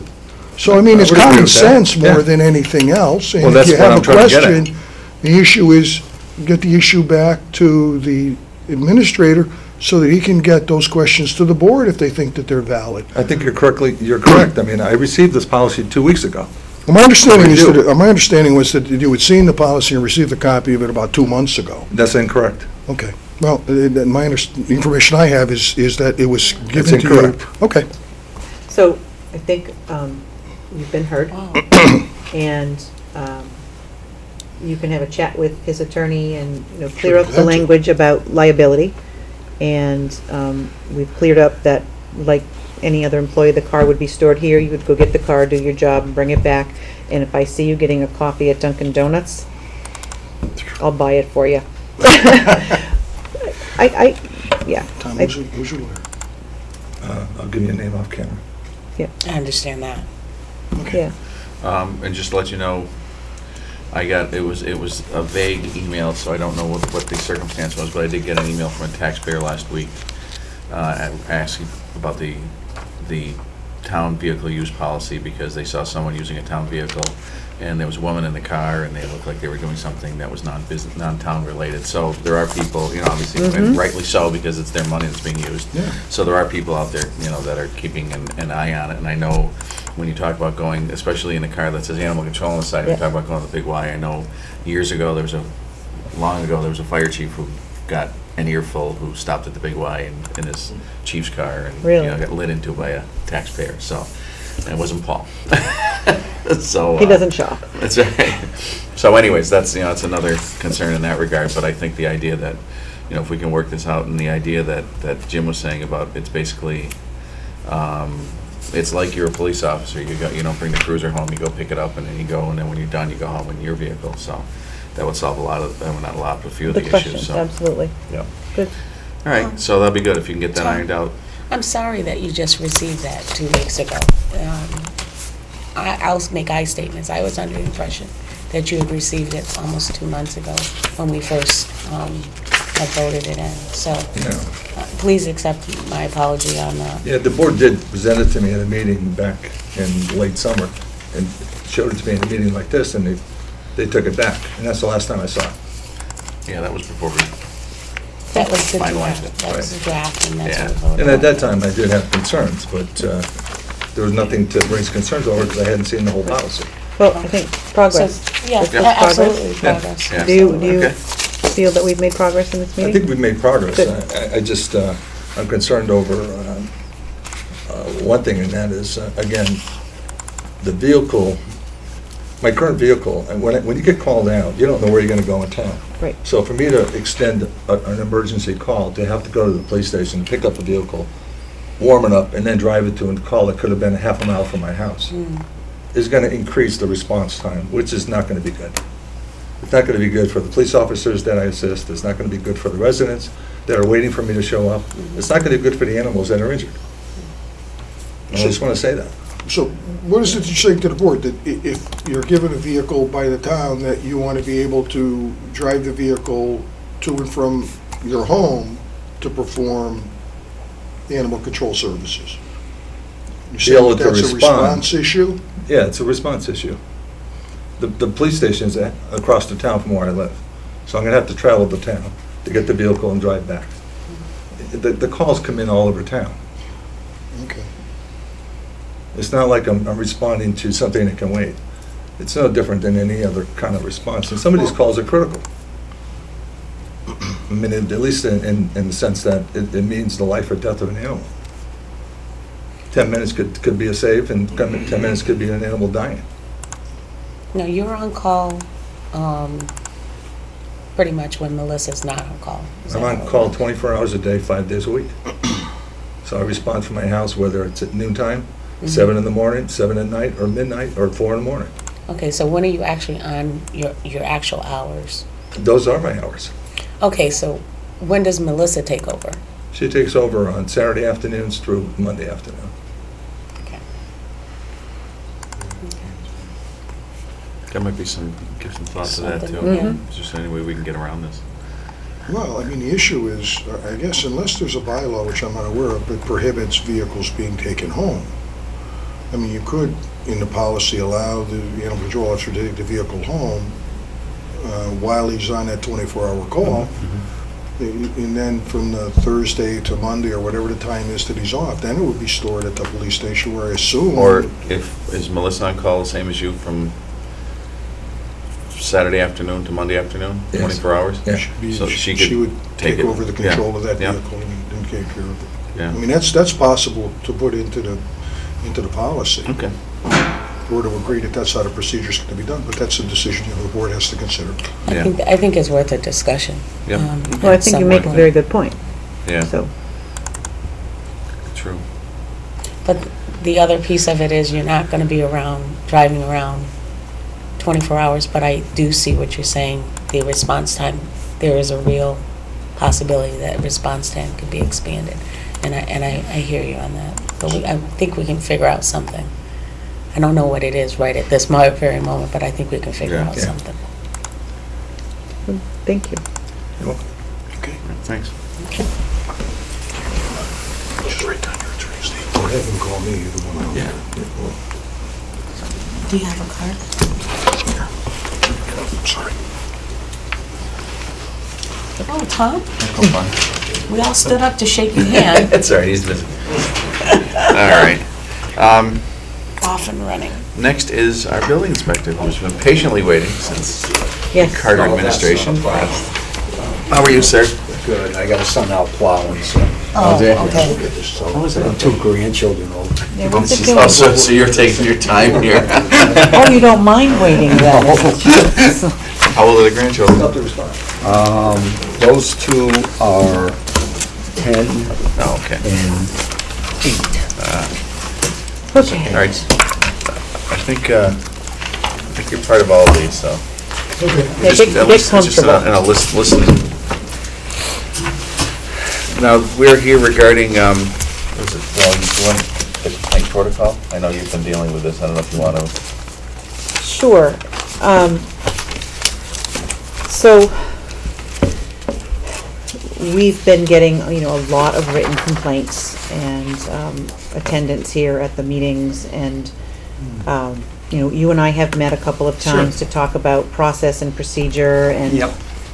and I would just like to be very clear and understand exactly what your responsibilities are, and I want that for all of us to hear it, and for Attorney Right. Donahue to be part of this conversation. He is correct. So I Yeah. need the education, and I think I know, and then I don't. No. And the fact is that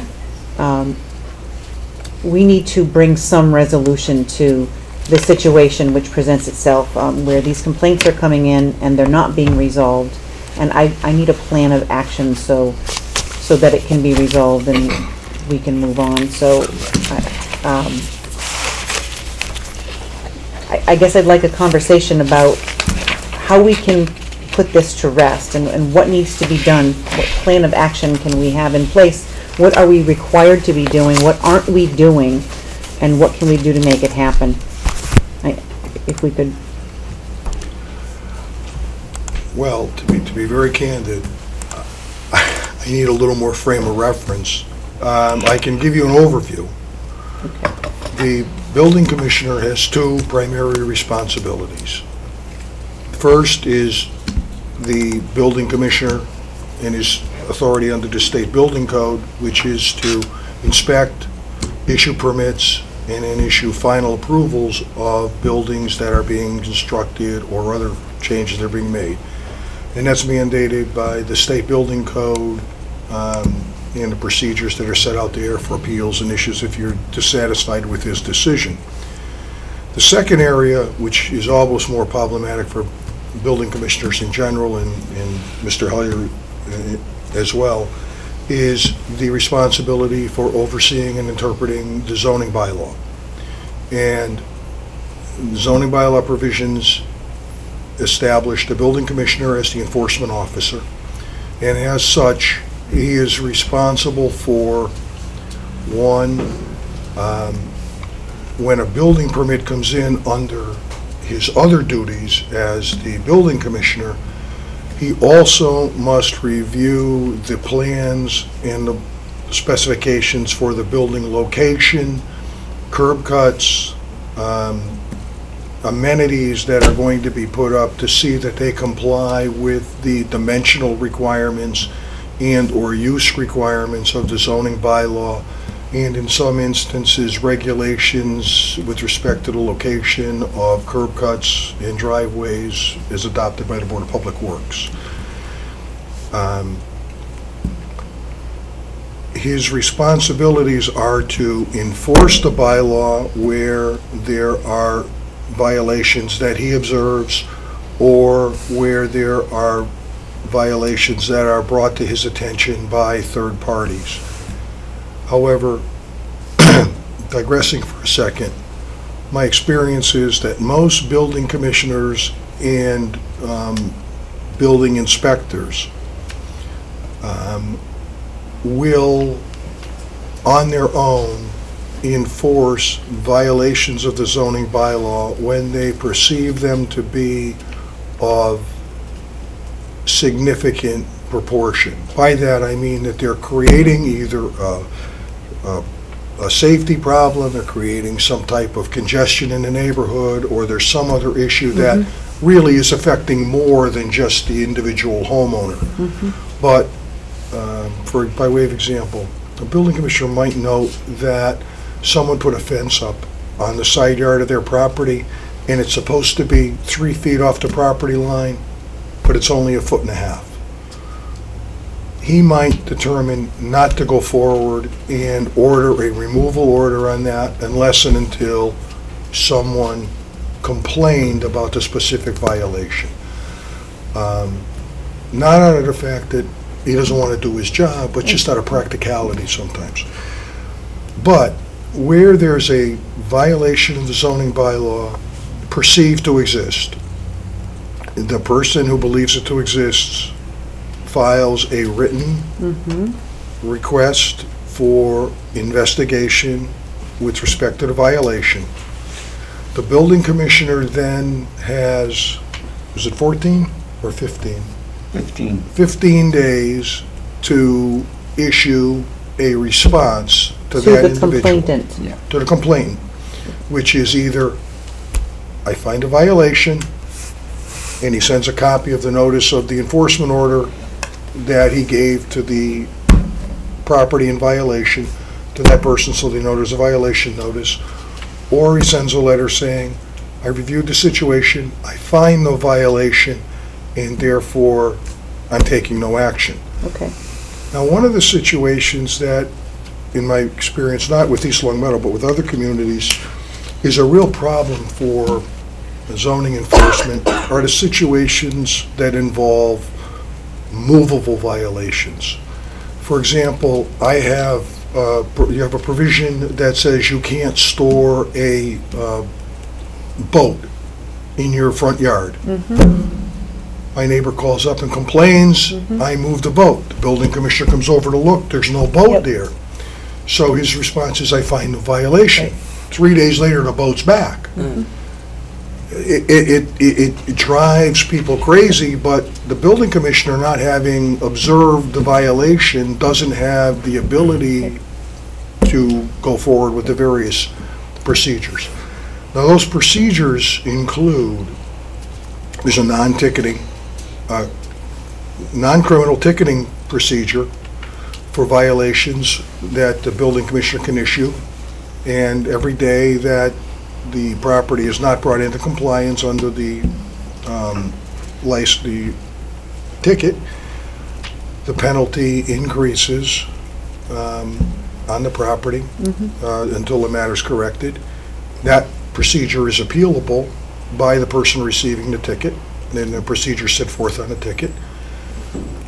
Another procedure the building commissioner has is to issue a notice of violation, issue a cease and desist order, and then if the order is not complied with, he has the authority to seek redress in either the district court or the housing court for an order that the property owner be required to correct the problem. And that's a criminal process, minor criminal process, but it's handled in a criminal process of the court. So I guess for me, the obligation that I see that we have to anyone who's making a complaint is that within those 15 days, they should receive a correspondence from you. Correct. Saying I agree or whatever, they Sure. should receive a correspondence from you within 15 Yep. days. And has that been done on all cases? Not all cases. Okay.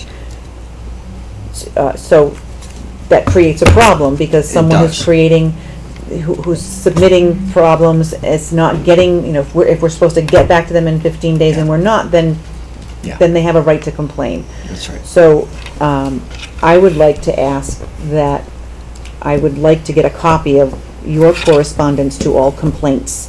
I would like Yes, a not a copy problem. of the complaint, the date that it comes in, Right. and I can stop in once a week and get them from Absolutely. Maureen. Thank you. Maureen would be the best one.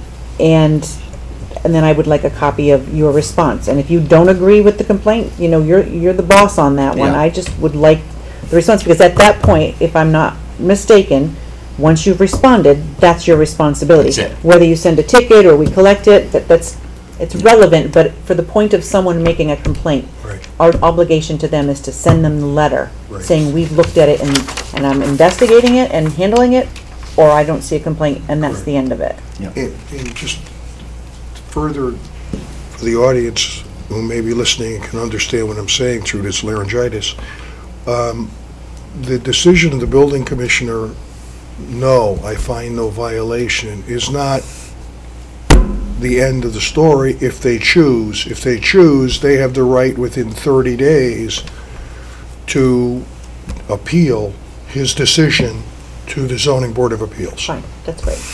So, you know what I'm getting at here, Yes, right? exactly. And so, there are a couple of others. There's a woman named Donna that just won't go any further than that, that has sent lots of emails about Yeah, I an know who issue. that is. I've got like 9 of them, and Yeah. there needs to be a I'll talk to you resolve. off the record Okay, on that. okay. Referred to. So that we can just put that away and call it a day. I know Yeah. we have a lot on our plate, but this is getting to a point where And we've got it's a taking few a lot of too. our time. It's not, none of us look good sitting here. And it needs to be resolved. Also, just one point in the process that I omitted. If the building commissioner fails to issue that response of I find no violation within 15 days, the complaining party has the right, without a response from the building commissioner, to take that appeal to the ZBA. They don't have to sit back and wait for the commissioner to respond if the time frame runs by. But the best case scenario would be to get that letter Yeah. out within 15 days. Yeah. So I'm asking that, The notification, does it have to be a letter? It should be in writing. It should be. yeah, it's a Okay, form just letter for the asking. most part, and Maureen can take care of getting it out. I'm just thinking of your postage, how that's gonna escalate, but I guess to take hold of this problem. Well, So So are some we, let's see individual, it, but- I can put them in a manila envelope and Right. save a lot of Right. money. so are we in agreement then that by the time we have our next public forum, Yep. we are going to be able to sit here and Absolutely. feel very confident that every complaint has had a letter sent out, and we have a process going forward that, I can stop in when I sign warrants and just stop in, maybe have a little folder Absolutely. just for me of the complaints Yep. and a copy of the letter I also have a stapled. spreadsheet, too. Perfect. Well, I'd actually, I working on that. would like to see that. So, Okay. thank you. Yeah. So Attorney Donahue, if I may, so the building inspector commissioner's responsibility is to respond to the complainant. Yes.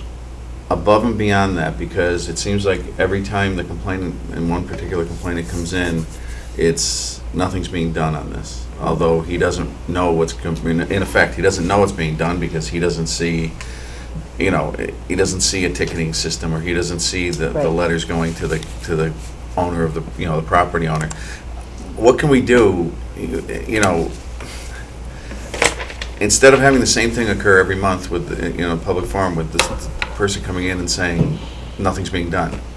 And I don't expect Mr. Hellier to send everything that he sends to the, because there's no need for that under the, I assume under the laws. But I guess what I'm asking is that we're satisfying this person by sending them a notice saying that, yes, there's a violation, I'm following up on it, or no, there isn't a violation. At that point, are we done Yeah, so are we done with our responsibility to that to individual?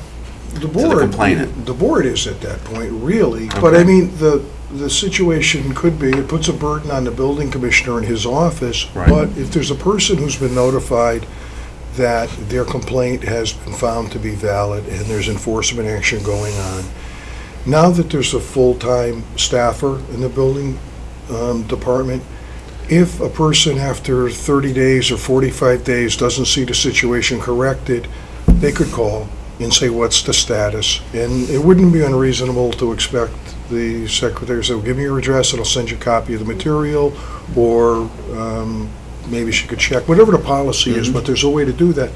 The problem, the real practical problem here is that the commissioner makes a decision. He then has to go through some type of enforcement. If it's the ticketing process, then until that person decides that they've run up a bill big enough to make it more onerous than correcting the problem, the situation's not going to change. Right, I guess that's what I'm getting at, is you may not See the see the result, exactly. See, and that becomes the case. I mean, we were in court last summer on a ticketing process where the judgment for the tickets was $6,700. I mean, $6,700 because the guy wouldn't Right. correct the situation. But the fact of the matter is, for the particular situation that I want us to do what you said. Get the complaint, get the letter out Yeah. within 15 days, and everything else, if we've decided that we're finding fault, then the internal system is working, and, town treasurer and so on and so forth, those workings, it is not our obligation to have to report out Right. on how many tickets have been sent and what dollars have been collected. Right. Right. I'm clear on that. Yeah, right, we've done our due diligence by getting back to the complainant within a proper period of time, explaining that, yes, there was a violation, or no, there wasn't a violation, Right. it's gonna be handled from there. And your responsibility of overseeing the process to make sure that the department head is performing in accordance with the requirements of Correct. the expectations of the board is Thank being you. complied with. Okay. Thank you. Yeah, also too is, the town clerk, every time I issue a ticket, a copy is sent to the town Okay. clerk. That's fine. I can't collect the money. Right, I can go to court with Attorney Donahue. Okay. okay, Well, great, that satisfies, right, good. me. all right, Okay. all right, very good, thank you, sir. Okay. Thank you, Jim. And didn't mean to dismiss everyone, but thank you, appreciate it. I'm just wondering, What's that? how do we get the problem corrected, too?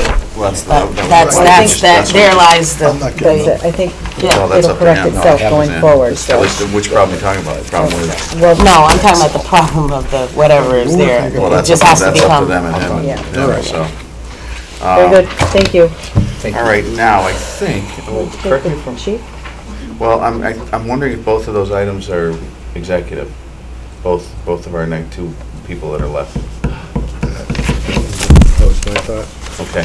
Okay. So what we might do is go through the old business go through your town council business, answer the items that aren't executive, which I'm guessing would be 25.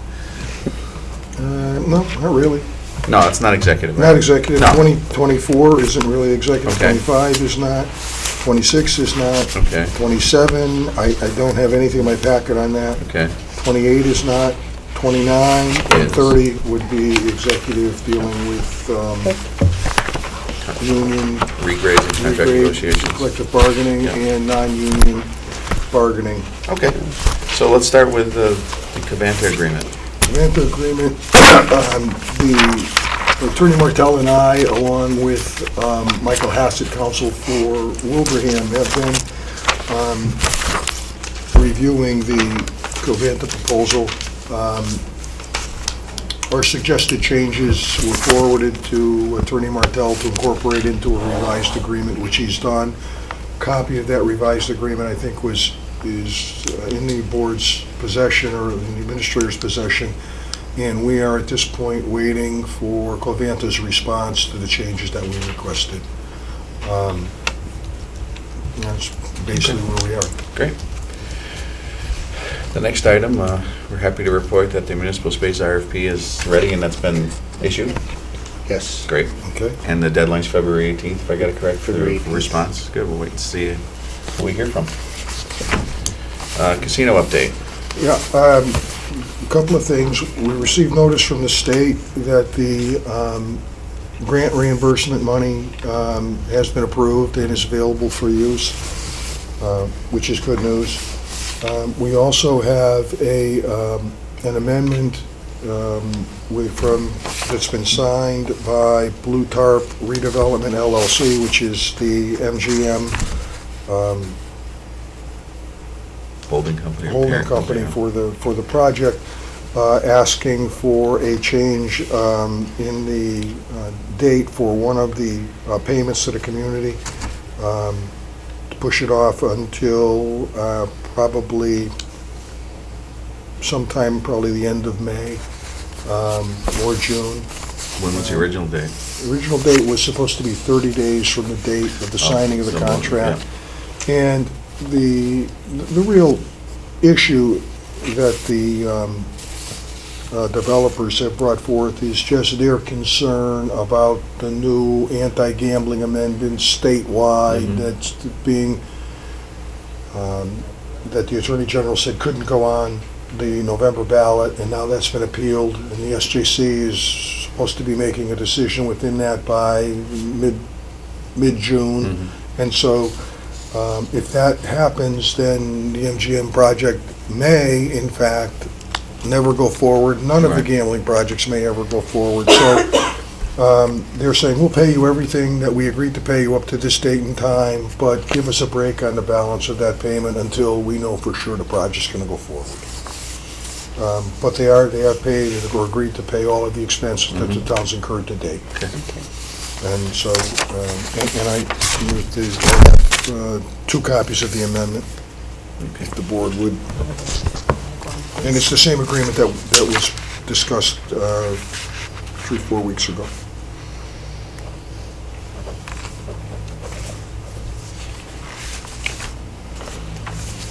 Okay, next item is the Brown property. Well, can I just add one more Oh, thing sure. onto the, just to make announcement, due to the weather, the Category 1 resort casino application presentations have been postponed.